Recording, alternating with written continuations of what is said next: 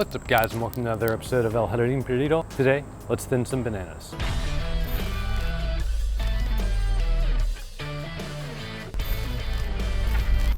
Alright, so I have a few previous videos on thinning bananas, whether you should, whether you shouldn't. I want to show you a case scenario right now where you should, and timing. There's different times when you can do this, but right now we are heading into spring. We had a really hard frost, completely wiped out the bananas down to the ground, but I do want to show you from what I've learned from years previous, a good practice to have. So I have bananas popping up all around now, little pups, and my new practice, in the past I've told you leave them alone and you'll still get yields, all sorts of stuff. But what I've gathered is when you're starting with a clean slate like that and you have a big root mass, they're gonna start popping up like crazy, and they're going to distribute all their nutrients throughout, and you're just going to get slow growth and it'll yield less production. In my case, since they're so well established, I have some clumps with like 10 bananas coming up at a time. So in this case, what you're going to want to do is narrow it down to just a few. From what I've learned, you really want one really established one and kind of successively having a few follow. What I'm probably going to do is have 3 pretty well spaced out, and I'll thin them down to 3 now, let them grow a little bit and still keep thinning out as they start growing up. And then once they start hitting, you know, maybe 4 or 5 feet, I'll start letting some successors come in. And what I've learned from my all in all, yes, it's good to thin them out, but once I start approaching winter, I'm going to stop thinning them out. And that way you have a little more mass within the clump. And so if you get a hard freeze, the trunks are more likely to be protected by the younger ones. So yes, it's kind of a give and take, kind of depends on your area. Yes, if I lived in the tropics, you know, zone 10 to 14 or whatever, I would thin them out like crazy. I'm kind of having a little dance here in zone 9A/B, Houston, Texas. And so we kind of have, you may get a really hard freeze. This year we had a freeze down to mid-20s for like a week straight, and that was enough to do some damage. But the roots are intact, they're fine. And so I'll show you around a little bit and you can see what I'm talking about. So these are my Orinoco. I'll probably just leave them be right now. I do have a couple of pups coming up, but not enough that I really need to maintain yet. This is my ice cream clump, and yes, this is somewhere where I'll want to intervene. And you know, we look around, I probably have 15 little pups coming up, and we want to thin that out to probably 3 well spaced out. So really I'm just going in here and evaluating. I definitely have a lot that I need to thin out. One of the most important things is you kind of use a spade or a shovel, really get in there and make sure you're taking off part of the crown of the root system of that pup, or else it'll just spring right back. Also, something I want to do is to kind of aesthetically, like this is probably a good spot, not too close to the fence, not too close to the path. So I'll probably keep this one or this one. Definitely gonna lose this one. And I should probably be wearing shoes or boots, but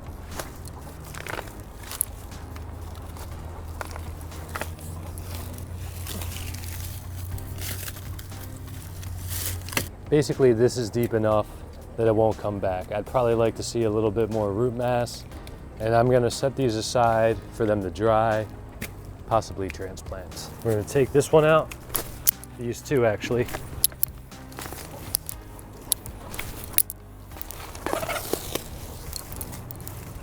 There we go.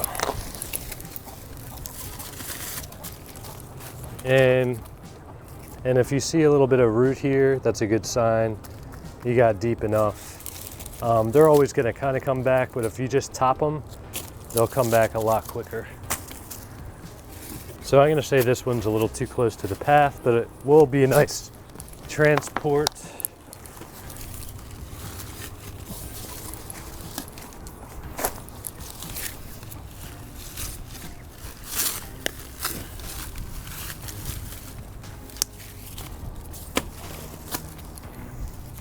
This last one I got is an excellent candidate for a transplant.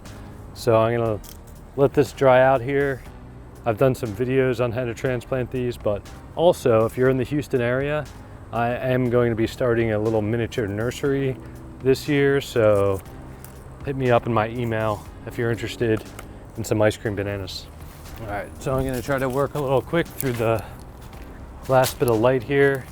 This is probably a good one to have. It's spaced out. I may do a little more than the 3 on this bunch.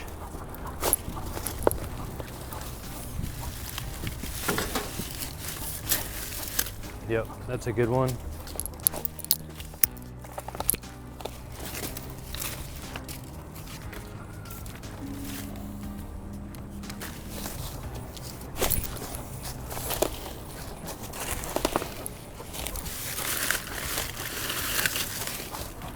Nice roots on that.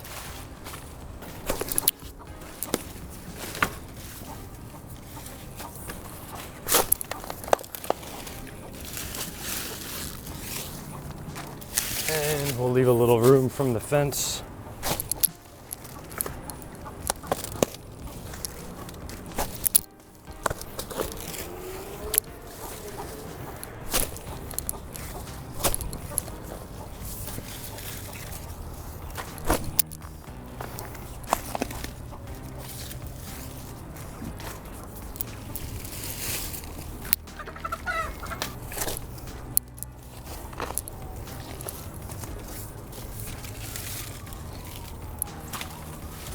All right.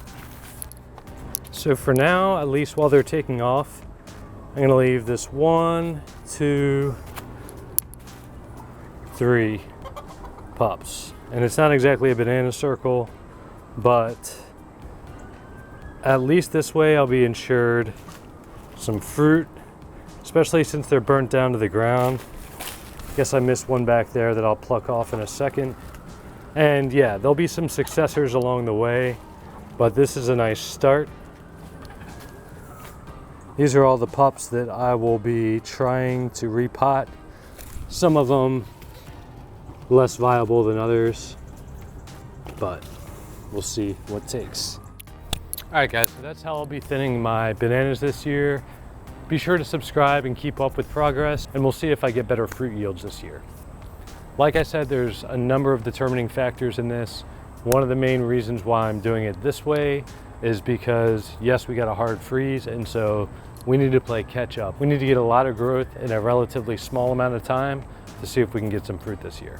All right, guys, well, thanks for tuning in. If you found this helpful, please like, subscribe, possibly share this.